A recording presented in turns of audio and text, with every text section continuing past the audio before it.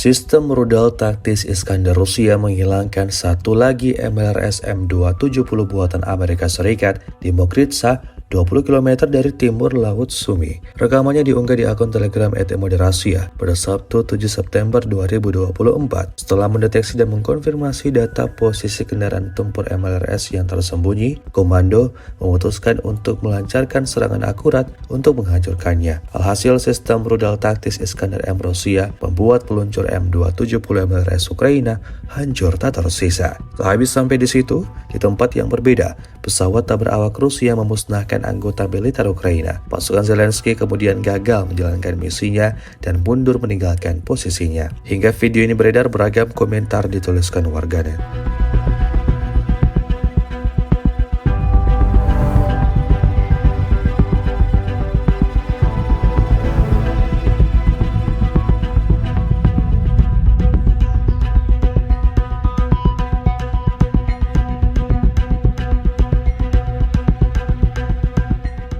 Download Tribun X sekarang, menghadirkan lokal menjadi Indonesia.